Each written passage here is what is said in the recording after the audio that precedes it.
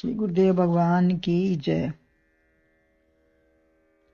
श्रीमद् भगवद गीता के 7वें अध्याय में प्रथम श्लोक में श्री भगवान अर्जुन को बता रहे हैं कि बड़े स्नेह से अर्जुन के प्रति कहते हैं, यदि हृदय की परिवर्तन की बात हो तो इसी एक श्लोक से हो जाना चाहिए। इसमें भगवान ने संधि में बताया, 3 बातें बताई थी। मुझ में मेरे आश्रय हो जाओ, मेरे में मन लगाओ और मेरे लिए जो कुछ भी करते हो सब क्रिया मेरे लिए करो। तो इस श्लोक से ही अगर हृदय परिवर्तन होना है तो हो सकता है। यदि उस तरीके से भगवान के समर्पित हो जाएगा तो फिर उसके लिए संसार में कुछ बाकी ही नहीं रहेगा। पार्थ, पहला शब्द ही लक्ष्य तुम्हारा भौतिक सुख है या मान प्रतिष्ठा, धन, गेह, देह या परमेश्वर है। हमारा लक्ष्य क्या है? संसार में आने का, मानव शरीर प्राप्त करने का हमारा लक्ष्य क्या है?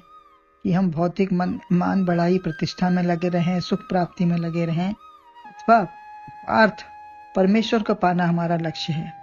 स्वयं अंतरात्मा से प्राप्त करें, पता करें। किसी के कहने से बताने की बात नहीं है, यह स्वयं ही समझना पड़ेगा।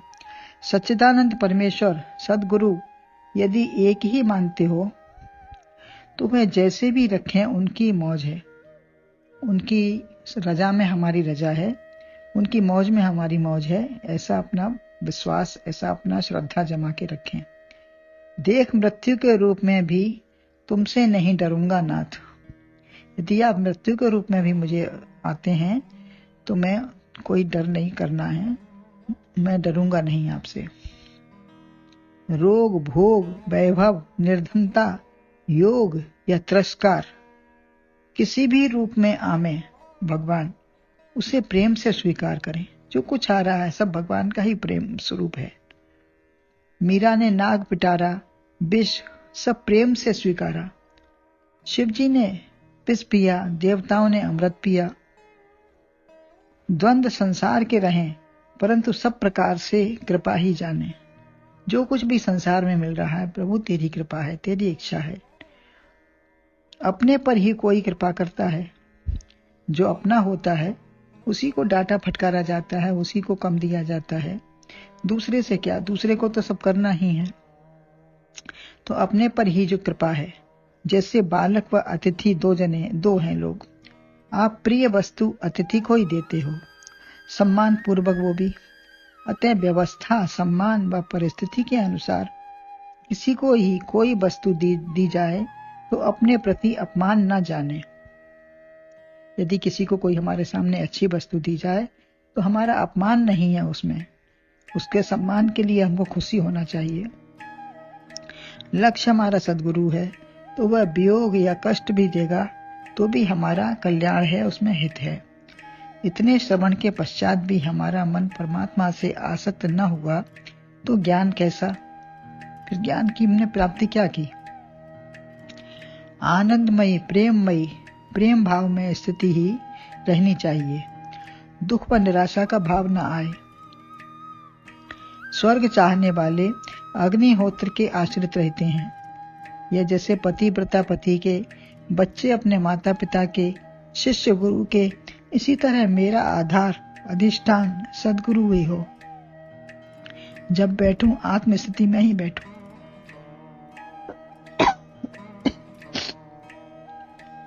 योगम युञ्जन मदाश्रयः। इसी प्रकार 6ठे अध्याय में भी भगवान ने 23 श्लोक में कहा है, तम विद्या दुख संयोगम वियोगम योग संगितम सनिश्चयेन योक्तव्यो योगो निर्विण्ण चेतसा। अर्थात दुख के संयोग का वियोग हो जाना ही यही योग समझो। जो दुख का संयोग हमें हुआ है उसका वियोग हो जाए, वह दुख नहीं है, हमारे लिए सुख स्वरूप ही है, हमारे लिए एक आशीर्वाद है। ऐसा हमारा विचार बन जाए। कुछ दे या अपमान कर दे या कुछ ना दे या मन अनुकूल कुछ भी ना हो तब भी दुख ना हो, हमको सुख उससे संतोष ही हो। दुख संसार से है, इच्छाओं से है। जब समर्पण कर दिया तो दुख ना होगा। दुख हमारी इच्छाओं से होता है, चाह से होता है।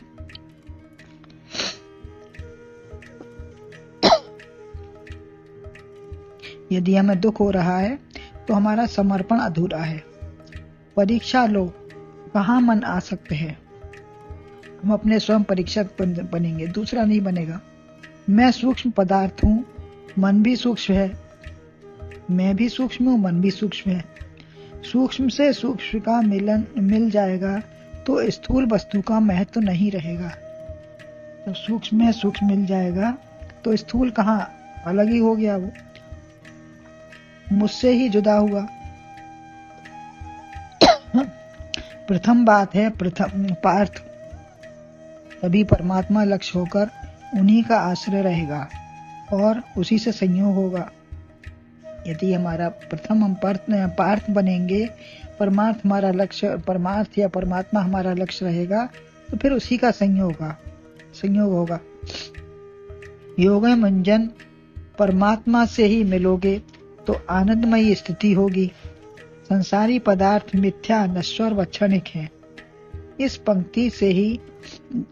पंक्ति को ही जान लेने पर गुरुदेव मिले तो रोना क्या, फिर सदैव हंसना ही हंसना है। सूर्योदय हो गया तो अंधेरा कैसा, चाहे सब दरवाजे खिड़की बंद कर लो, फिर भी थोड़ा बहुत आभास तो हो ही जाता है। दिन है रात नहीं। असंशयम माम ज्ञास्यसि, मुझे समझोगे संपूर्णता से। भगवान कहते हैं जब तुम्हारा ये लक्ष्य रहेगा और मुझ में मिलोगे तो फिर असंशय, कोई संशय नहीं रहेगा, तुम मुझ में ही मिलोगे। जहां चाह वहां राह होती है। प्रसाद यदि किसी को नहीं मिला तो उसके प्रति विश्वास है, संतोषी है और आप विक्षेप भी नहीं करेंगे। यदि ये प्रसाद हमें नहीं भी मिला है कुछ चीज का तो हम संतोष हैं, हमको कोई बात नहीं, और विक्षेप भी नहीं आएगा। या मिलने पर अहंकार नहीं करेंगे कि हम ही प्रतिष्ठित हैं या बड़े हैं, तो हमको पहले मिल गया या हमको दे दिया, वो दूसरे को नहीं मिला, तो ऐसा भी नहीं, अहंकार भी नहीं होगा। सब जगह संतुष्टि है।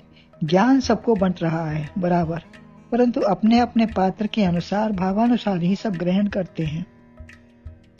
भौतिक वस्तु में भेद हो सकता है, आत्मिक ज्ञान समता है। आत्मिक ज्ञान में समता है, जो मिलेगा सबको बराबर ही मिलेगा। संसार में विषमता सदा रहती है, संसार में समता नहीं आ सकती, न है। व्यवस्था अनुसार कार्य करना ही पड़ता है। विषमता से विक्षेप न लाओ। यदि विषमता है, कहीं पे दिख रही है, तो उसमें विक्षेप न लाओ। एकता हृदय की व आत्मा की वस्तु है। एक ही वस्तु सब में नहीं बंट सकती है। अतः भेद में अभेद दर्शन करो। सब मेरे ही स्वरूप हैं, जो मैं हूं वही सब हैं। तो अगर मुझे मिली या दूसरे को मिली, वह बराबर ही समझो। भरत जी राम जी से मिलने गए तो कुछ लोगों को रखवाली के लिए छोड़ गए अयोध्या में। आप पर अधिक विश्वास है, इसीलिए उनको छोड़ा है। बुरा या विक्षेप ना मानकर प्रेम ही मानेंगे उसको। जैसे रखेंगे वैसे ही अच्छा है। हमसे स्नेह में कमी नहीं है। ऐसा सोचें कि हमसे कोई कमी नहीं है स्नेह में, बल्कि हमारे ऊपर अधिक विश्वास है। ऐसी निष्ठा में ही प्रेम की प्रगाढ़ता होगी। समग्रता से मुझे जानो। लाभ हानि, मृत्यु, जीवन, सत्य असत्य सब मैं ही हूँ। देह भी मैं ही हूँ। संसार में परमात्मा के सिवा कुछ भी नहीं है। जो कुछ है सब उसी का स्वरूप है। मयि सर्वमिदं प्रोतम सूत्रे मणिगणा एव। मीठा मीठा अच्छा अच्छा ही तो मैं नहीं हूँ। अच्छा या खराब कुछ भी नहीं है। ना कुछ अच्छा है ना कुछ खराब है, सब परमात्मा ही रूप है। संदेह मत रखो, संशय विपर्य मत करो। संशय है ऐसा है कि परमात्मा है या नहीं, या जड़ है या चेतन है, ये सब संशय है। संशयात्म अविनश्यति, चौथे अध्याय में कहा है भगवान ने। परमात्मा के सिवा कुछ भी नहीं है, ऐसा जानो। विपरीत भावना, मैं सच्चिदानंद हूँ, ऐसा कैसे हो सकता है? ये हमारी विपरीत भावना है। संशय में तो वो है या नहीं है, और विपरीत भावना है कि मैं सच्चिदानंद कैसे हो सकता हूँ। होता तो संकल्प मेरा पूरा होता।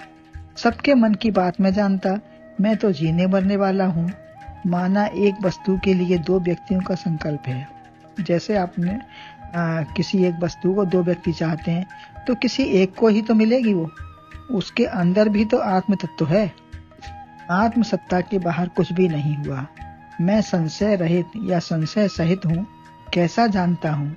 अपने को निरीक्षण करें और फिर कि जैसे जानोगे वह हम तुम्हें बताएंगे। अपने को हम निरीक्षण करें कि हमारे में संशय हो रहा है, विपरीत भावना हो रही है, तो फिर गुरु की शरण में जाने से वो हमको समझाएंगे कि हमारा ये संशय विपर्य आप हटाइए। तो फिर कैसे समझ में आएगा? सावधान सुन धर मन माही। सावधान होकर सुनोगे, अन्यथा बात आई गई चली जाएगी। अगर सावधान होकर नहीं सुना तो बात आई गई, एक कान से सुनी दूसरे कान से निकल गई। तो सत्संग में आया और चला गया। तुम्हारी कथा है, अपनी संसार की बात जैसे नहीं भूलती, ऐसे ही हमारी जन्म मृत्यु परिवर्तन दुख सुख शोक नहीं वरन आत्म तत्व है। जैसे हम संसार की बात को नहीं भूलते, याद रखते हैं, ऐसे ही ये सब सोच लें कि जितनी भी संसार की वस्तुएं हैं, भाव हैं, विचार हैं, दुख सुख हैं, शोक है, रोग है, जन्म मृत्यु है, सब आने जाने वाली हैं। हमेशा स्थिर वाली कोई चीज नहीं है, हर चीज बदलती है। समय और शक्ति कुछ नहीं एक सा रहता है, सब बदलता है। शरीर से मित्रता न करो, तभी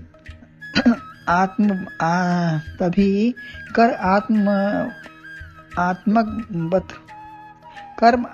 कर आमलकवत स्वतः दर्शन हो जाएगा। शरीर से मित्रता नहीं करेंगे तो कर आमलकवत, जैसे हाथ में रखा हुआ आंवला है तो ऐसे ही दर्शन हो जाएगा। कहीं हिलना डुलना डिगना नहीं है, दर्शन हो जाता है, जाना कहीं नहीं है। परमात्मा के स्वरूप आत्मज्ञान को जैसे जानेंगे वही भगवान हमें बता देंगे। जिस प्रकार भी हमें निष्ठा बैठेगी वो सब भगवान हमारी रक्षा करेंगे और बता देंगे शरणागत होने पर। 3 प्रकार के लोग होते हैं। एक भजन करते हुए मांगते हैं, ये सकाम सौदा है, मैं ये दे रहा हूँ, कल हमें उतना आप दे देना। दूसरा या पूजा श्रृंगार भोग आदि के द्वारा कि मैंने तुम्हारा इतना कर दिया। दूसरे पूजा करते करते माला करते करते जब तब व्रत स्वाध्याय सत्संग किया, परंतु हम पर कुछ भी कृपा दृष्टि नहीं हुई। भगवान को उलाहना ताना देते हैं, कुछ नहीं दिया आपने, अब लो अपनी कंठी माला, अब जब तक हो ना यही काला। अब हमसे जब तक नहीं होता, अपनी कंठी माला रखो और हमें कुछ ना मिलने वाला है ना देने वाला है।